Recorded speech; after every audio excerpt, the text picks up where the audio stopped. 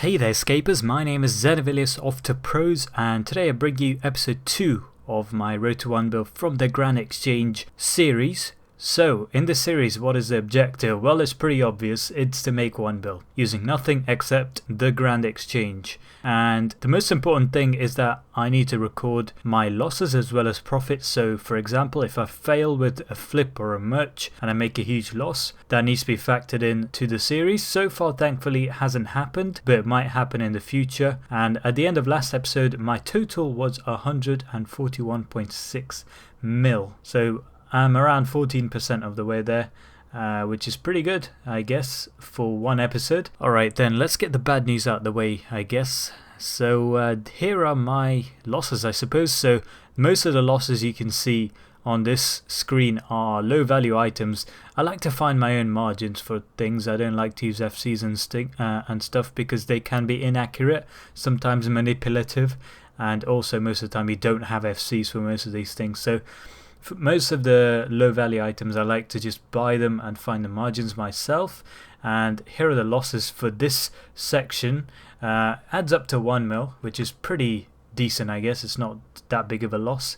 Most of it is from the bond, because the bond is worth quite a bit. Well, it was worth quite a bit. I'm very regretful because I didn't go ahead with buying a ton of bonds back when it was 10 mil around the start of November, and now it's like 14 to 15 mil due to Premier Club. Someone actually told me this.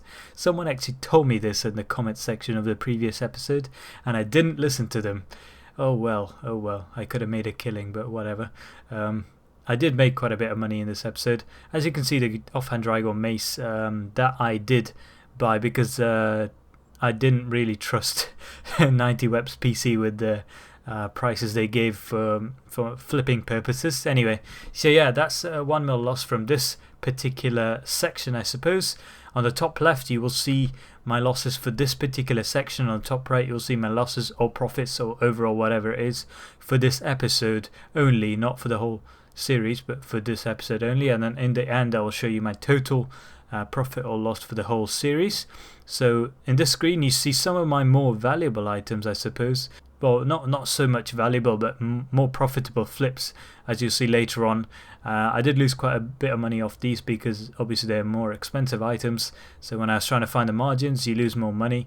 But as long as you have a massive cash pile to, buy a tons of these, then you can easily recoup the losses and make a lot of profit if you get lucky as well. So I tried to buy a ton of wingtips and glands and scales because someone suggested that they were crashing. In fact, someone suggested they would rise afterwards, which they did. I'll talk about that later. But yeah, these are some of the more, I guess, commonly used items. Okay, maybe not commonly used, I don't even know what I'm saying. I'll talk about it later on, guys. But here are my losses. 4.7 mil loss to start off the series, start of the episode even. And let's get into the actual profits now. Right then, let's kickstart this episode's profits with a reliable shard flip. I did make 55 mil off this particular shard flip in the previous episode when the margins were between 3.8 mil and 4.9 mil, but unfortunately the margin was only between 3.8 mil and 3.9 mil in this episode. Even though I did try selling it for 4.9 mil, it didn't sell for ages, not even one. So I just put it down for something lower and it did sell.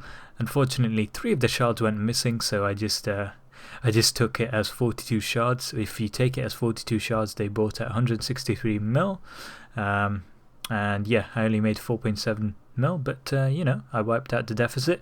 So this is a nice flip. Seismic quad shards and even seismic singularity shard flips are pretty reliable, and they generally buy over say a few days if you're not too greedy with the margins like I was. Next up we go into positive territory. We are no longer in a loss for this episode, and it's also the first real short-term flip that I promised you guys at the end of last episode. So here you go, an offhand Dragon Mace flip.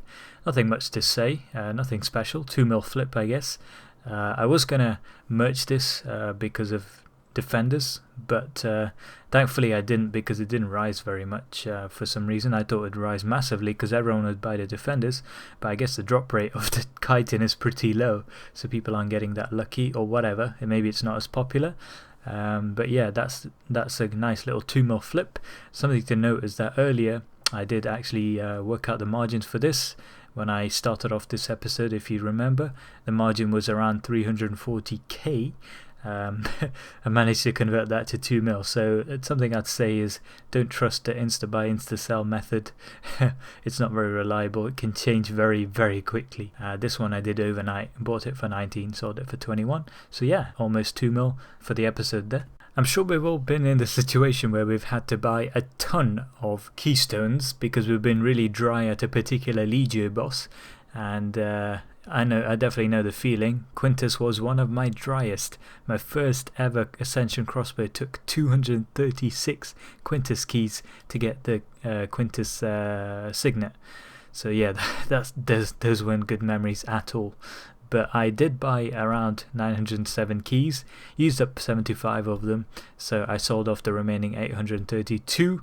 Not a big margin there. I bought most of it at 212k, but then it wasn't buying, so I realized that quickly and then upped the price a bit, and the rest of it bought at 223k. Still 12.2mm profit there. Not too bad. I'm not going to complain about it. I was putting it in for 249k, but unfortunately it wasn't selling. It was a one-off. I insta bought one of them a long time back at 250k, thinking I could sell all of them at 250k. Unfortunately, none of it sold. I must have been some kind of a exception or something. So yeah, a small margin there, but big profit as long as you have the cash to back it up, and that brings our profit up to 14mm. So sticking to my guns with this particular flip, 49 scrimshaws of cruelty, actually only 42 because I used up the remaining 7 for my own purposes, for whatever I use ranged at, mainly raids and Araxor I guess. So yeah, 12.1mm flip, not too bad. The previous scrimshaw flip I did in episode 1 was 11 point something mil, so this is reasonably reliable. The margins are good. People always want to buy scrimshaws,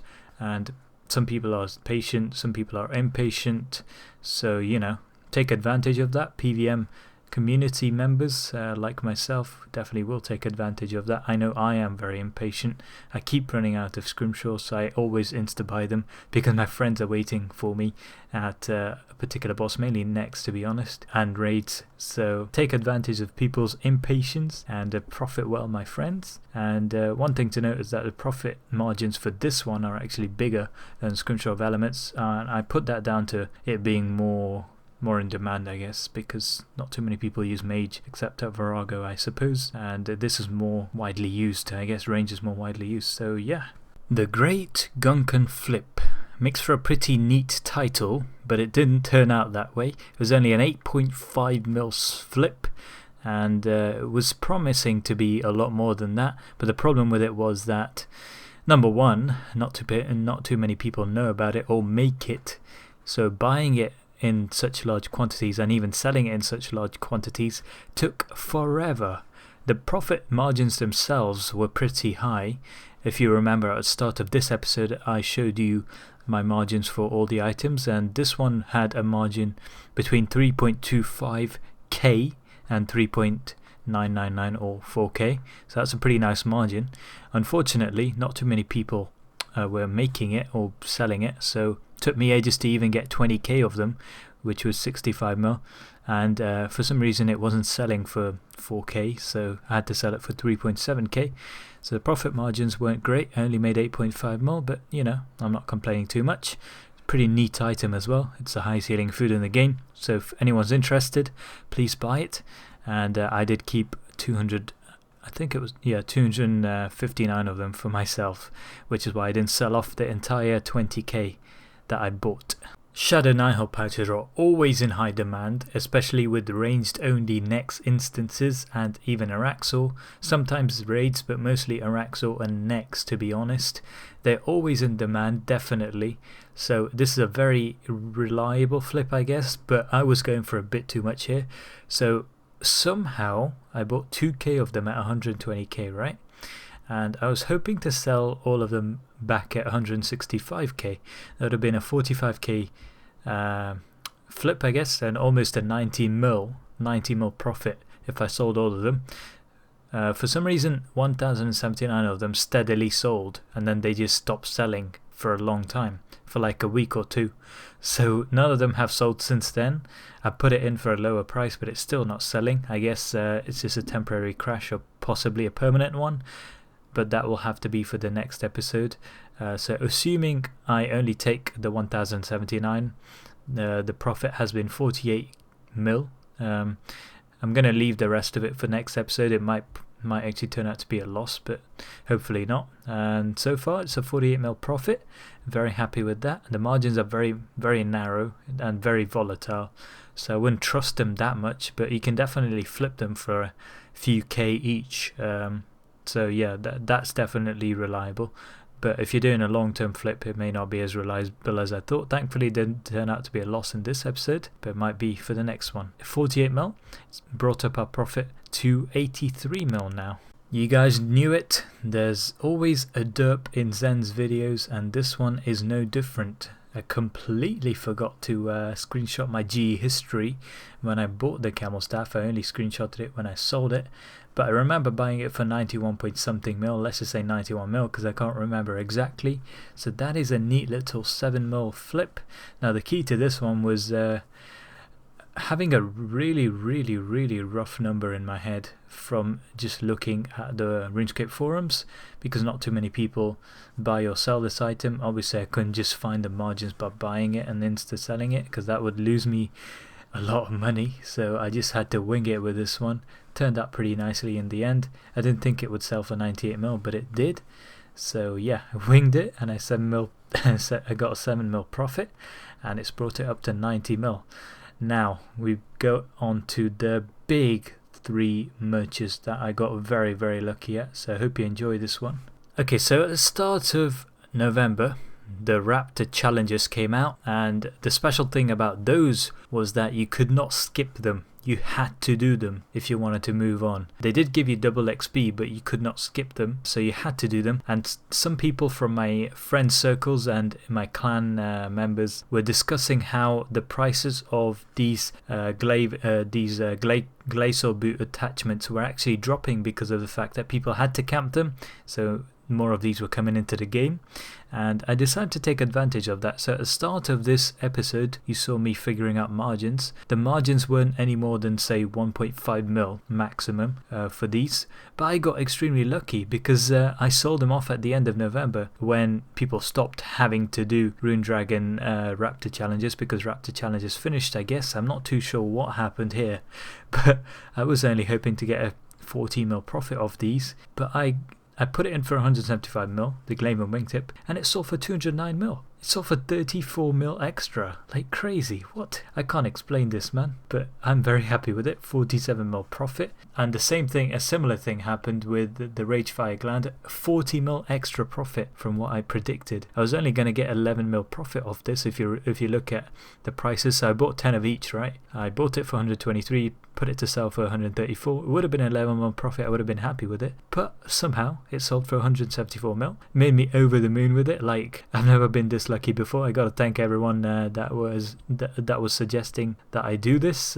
Not too sure what happened here, but I'll definitely take it. It's almost the biggest flip I've done. The biggest one was a Seismic One Shard one I did in episode 1. This one's 50.5 mil, the other one was 55 mil. So yeah, very happy with it, almost 200 mil. And last but not least, we have the Steadfast Scale, the Humble Steadfast Scale, which sold for 1 mil more profit than I hoped for. So I was hoping for a 10 mil profit of these, or 1 mil profit each, but it sold for 2 mil profit each, so it gave me 20 mil profit, almost 21 mil profit. Cannot complain with this, it went absolutely perfectly. I don't think I'll get lucky like this again unless I get lucky with a die, maybe like a third age die or something, or a shadow die, if I have enough money to do that. But if I do that, there'll be nothing else for you guys to watch, because all my money will be dumped into that and I won't be able to flip anything else. So I probably won't do that. But yeah, 20 mil profit brings us profit for the episode up to 209 mil. It is a record. It's huge, mostly thanks to these 3 items, and our total is up to 351 mil from the GE.